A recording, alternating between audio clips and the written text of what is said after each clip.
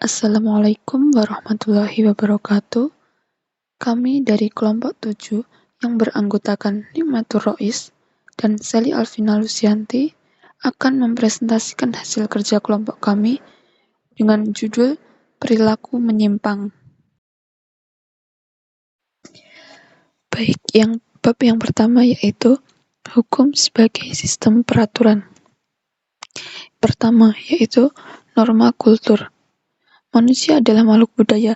Ia tidak hanya mempunyai status biologis sebagai makhluk budaya yang demikian itu, maka ia mampu menerima isyarat-isyarat yang tidak bisa ditangkap oleh makhluk-makhluk yang lain, seperti hewan dan juga tanaman.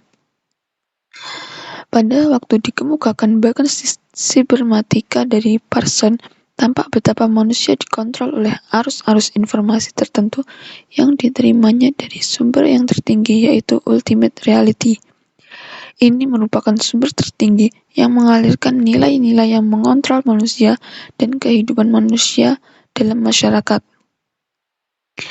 Norma kultur dalam hukum dapat diartikan sebagai norma yang mengajak masyarakat untuk mencapai cita-cita serta keadaan tertentu, tetapi tanpa mengabaikan dunia kenyataan. Yang kedua yaitu norma hukum dan peraturan hukum. Norma-norma penilaian itu oleh hukum diwujudkan dalam bentuk tingkah laku. Atas dasar inilah, maka norma hukum itu dapat disebut sebagai norma-norma petunjuk tingkah laku. Hukum merumuskan perbuatan-perbuatan yang diperintahkan untuk dilakukan itu dalam bentuk yang umum, sehingga demikian dengan satu norma saja bisa cakup banyak macam perbuatan di dalamnya. Ia hanya merumuskan genus perbuatan itu. Oleh karena itu, norma hukum itu hanya memuat kerangka umum dari suatu perbuatan atau stereotip dari perbuatan tertentu. Contohnya, salah satu rumusan stereotipnya adalah menghilangkan nyawa orang. Nah, dalam kemungkinan konkretnya adalah seperti menembak, mencekik, meracun, menusuk, memukul atau membakar, dan seterusnya. Jadi, norma hukum memuat suatu penilaian mengenai perbuatan tertentu.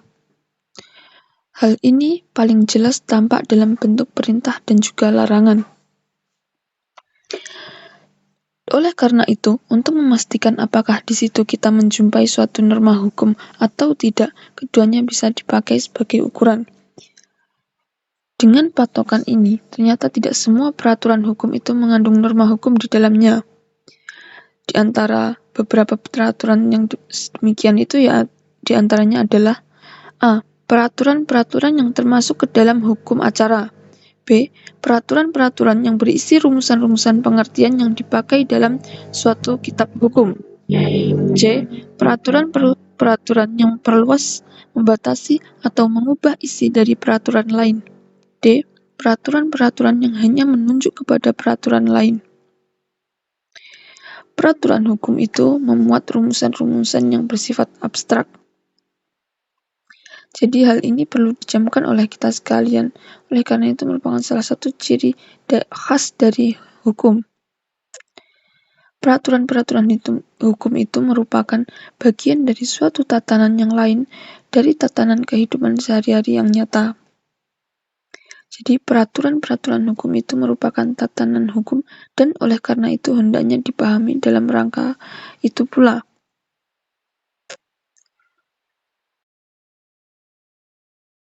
Bab selanjutnya yaitu peraturan hukum dan peristiwa hukum. Yang pertama yaitu akibat hukum, dasar hukum, dan juga hubungan hukum. Sebaiknya kita bisa memisahkan secara tajam antara dunia hukum dan dunia kenyataan. Dalam hal ini, yaitu kenyataan sosial. Kemampuan untuk membedakan ini mungkin menimbulkan kesukaran bagi mereka yang pertama-tama menginjakkan kaki di dunia hukum. Harus diakui bahwa tidak begitu mudah untuk memisahkan antara peristiwa hukum dan peristiwa sosial karena keduanya jatuh berimpitan.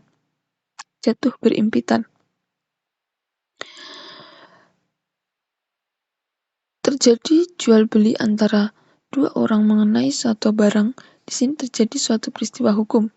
Namun demikian kita sebenarnya tidak bisa begitu saja menyatakan bahwa peristiwa hukum itu terjadi karena orang yang satu mengulurkan tangannya untuk menyerahkan uang kepada orang lain, sedang yang lain menyerahkan barang kepada yang pertama.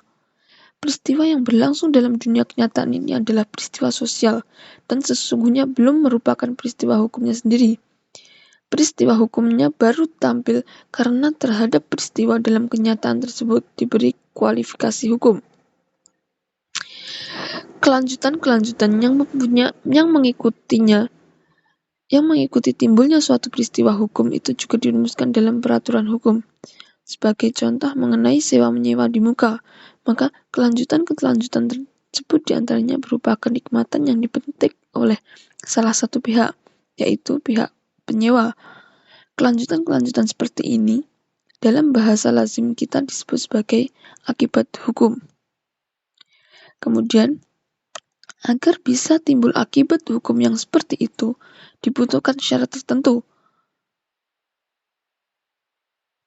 Nah, dalam contoh di muka, syarat itu berupa terjadinya suatu peristiwa dalam kenyataan yang memenuhi rumusan dalam peraturan hukum, yaitu adanya kegiatan sewa-menyewa. Syarat seperti ini disebut sebagai dasar hukum. Kemudian, hukum memberikan kualifikasi terhadap hubungan-hubungan tertentu yang dipilihnya.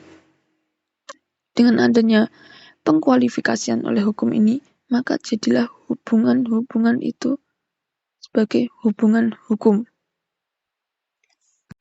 Yang kedua yaitu asas hukum, standar hukum, dan juga pengertian hukum. Asas hukum merupakan unsur penting dan pokok dari peraturan hukum. Pembentukan hukum praktis dapat mungkin berorientasi pada asas-asas hukum. Asas hukum inilah yang memberi makna etis kepada peraturan-peraturan hukum serta tata hukum.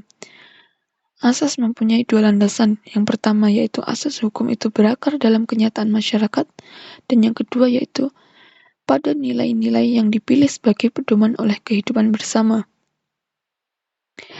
Karena sifatnya yang abstrak, maka asas hukum itu pada umumnya tidak dituangkan dalam peraturan atau pasal yang konkret. Kalau peraturan hukum konkret itu dapat secara langsung diterapkan kepada peristiwa yang konkret, maka asas hukum karena bersifat abstrak tidak dapat diterapkan secara langsung kepada peristiwa. Menurut Sudipto Mertokusumo, asas hukum dapat dibagi menjadi dua, yaitu asas hukum umum dan juga asas hukum khusus. Asas hukum umum yaitu asas hukum yang berhubungan dengan seluruh bidang seperti asas restitution in integrum, asas lex posteriori, derojat lege priori, dan lain sebagainya. Yang kedua yaitu asas hukum khusus, yaitu asas yang berlaku dalam bidang tertentu hukum. Asas hukum khusus ini berfungsi dalam bidang yang lebih sempit seperti dalam bidang hukum perdata, hukum pidana, dan juga yang lain sebagainya. Jadi tidak selalu mudah untuk menyusun suatu pengertian hukum yang benar-benar memberikan kepastian kepada pemakainya. Dalam hal pengertian hukum ini memiliki kadar kepastian yang relatif kurang. Jadi pengisiannya untuk menjadi pasti diserahkan kepada praktek penafsiran, terutama oleh pengadilan. Pengertian hukum yang punya kadar kepastian yang kurang ini disebut sebagai standar hukum. Jadi standar hukum ini mempunyai isi yang longgar. Yang ketiga yaitu sistem hukum. Untuk membicarakan kehadiran hukum sebagai suatu sistem, kita sebaiknya mulai dari pembicaraan tentang sistem itu sendiri. Oleh karena bagaimanapun, hukum sebagai suatu sistem akan tunduk pada batasan dan ciri-ciri sistem tersebut. Sistem mempunyai dua pengertian yang penting untuk dikenali. Yang pertama yaitu sistem sebagai jenis satuan yang mempunyai tatanan tertentu. Yang kedua yaitu sistem sebagai rencana, metode, atau prosedur untuk mengerjakan sesuatu. Fuller mengajukan satu pendapat untuk mengukur apakah kita pada suatu saat dapat berbicara mengenai adanya suatu sistem hukum. Ukuran tersebut diletakkannya pada 8 asas yang dinamakannya sebagai Principle of Legality. Di antara kedelapan asas tersebut adalah 1. Suatu sistem hukum harus mengandung peraturan-peraturan, yang mana dimaksud di sini adalah bahwa tidak boleh mengandung sekedar keputusan-keputusan yang bersifat ad hoc. Yang kedua yaitu peraturan-peraturan yang telah dibuat itu harus diumumkan. Yang ketiga, tidak boleh ada peraturan yang berlaku surut oleh karena pihak apabila yang demikian itu ditolak, maka peraturan itu tidak bisa dipakai untuk menjadi pedoman tingkah laku. Yang keempat yaitu peraturan-peraturan harus disusun dalam rumusan yang bisa dimengerti. Yang kelima, suatu sistem tidak boleh mengandung peraturan-peraturan yang bertentangan satu sama lain. Yang keenam, peraturan-peraturan tidak boleh mengandung tuntutan yang melebihi apa yang dapat dilakukan. Yang ketujuh, tidak boleh ada kebiasaan untuk sering mengubah peraturan sehingga menyebabkan seseorang tersebut akan kehilangan orientasi. Yang kedelapan yaitu harus ada kecocokan antara peraturan yang diundang dengan pelaksanaannya sehari-hari. Fuller sendiri mengatakan bahwa kedelapan asas yang diajukan itu sebetulnya lebih dari sekedar persyaratan bagi adanya suatu sistem hukum, melainkan memberikan pengkualifikasian terhadap sistem hukum sebagai sistem hukum yang mengandung suatu moralitas tertentu. Kegagalan untuk menciptakan sistem yang sedemikian itu tidak hanya melahirkan sistem hukum yang jelek, namun juga sesuatu yang tidak bisa disebut sebagai sistem hukum sama sekali. Bab selanjutnya yaitu teori-teori perilaku. Di sini terdapat 5 teori tentang perilaku, di antaranya adalah teori insting, teori insentif atau insentif teori, teori kognitif, teori atribus, dan juga teori dorongan. Yang pertama yaitu teori insting. Teori ini dikemukakan oleh McDougall. Menurut McDougall, perilaku itu disebabkan karena insting. Insting merupakan suatu perilaku yang innate, perilaku bawaan, dan insting akan mengalami perubahan karena pengalaman. Yang kedua yaitu teori dorongan atau drive theory.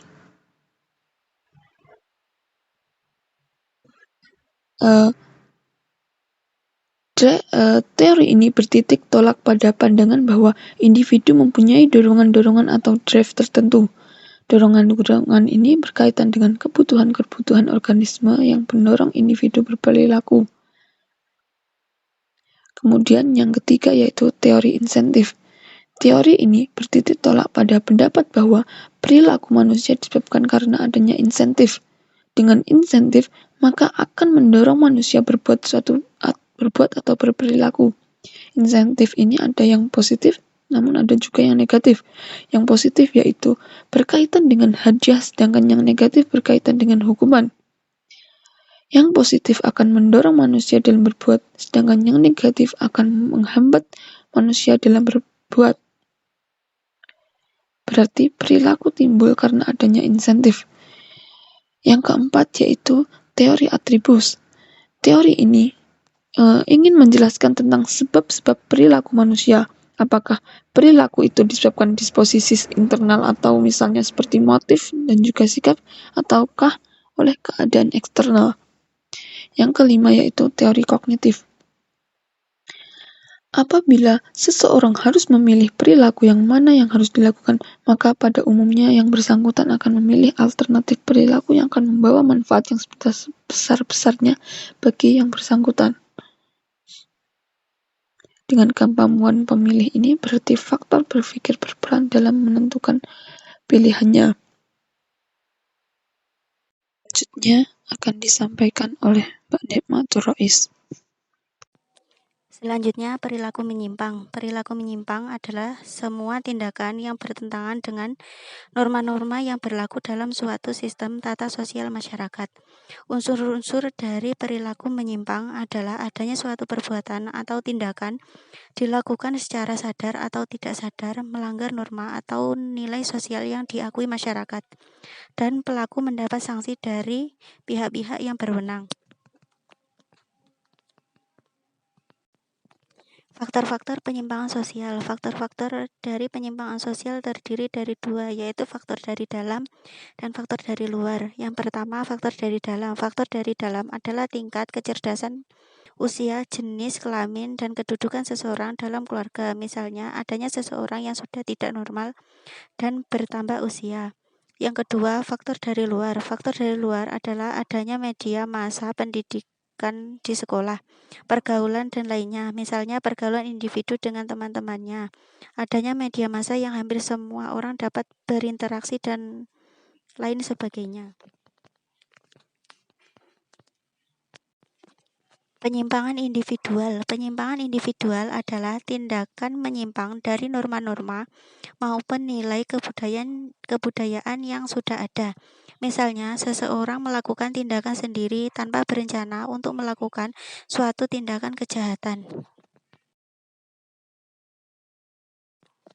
Kategori penyimpangan individu meliputi 1.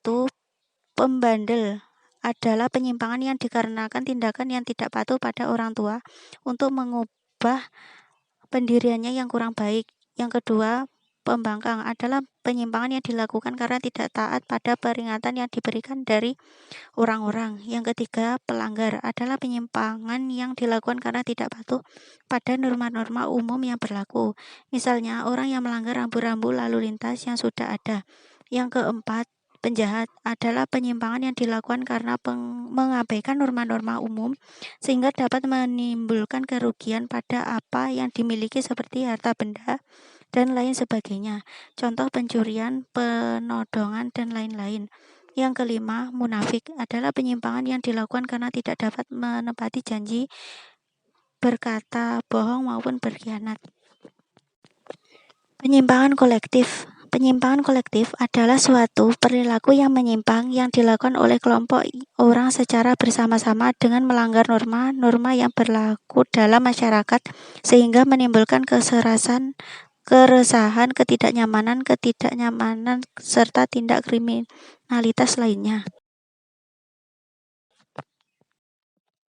Proses pembentukan perilaku. Proses pembentukan perilaku menyimpang terdiri dari beberapa faktor, yaitu faktor sosialisasi, faktor differential association, faktor anomi, faktor labeling. Teori penyimpangan. Teori penyimpangan meliputi 1.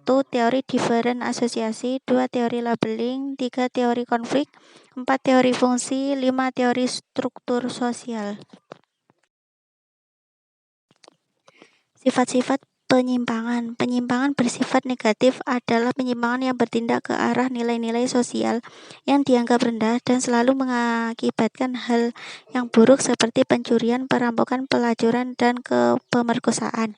Penyimpangan bersifat positif adalah penyimpangan yang memiliki dampak positif terhadap sistem sosial karena mengandung unsur-unsur inovatif, kreatif, dan memperkaya wawasan seseorang. Penyimpangan seperti ini biasanya diterima masyarakat karena dianggap sesuai dengan perkembangan zaman. Cukup sekian presentasi dari kelompok kami. Apabila ada kurang lebihnya kami mohon maaf. Akhiran wassalamualaikum warahmatullahi wabarakatuh.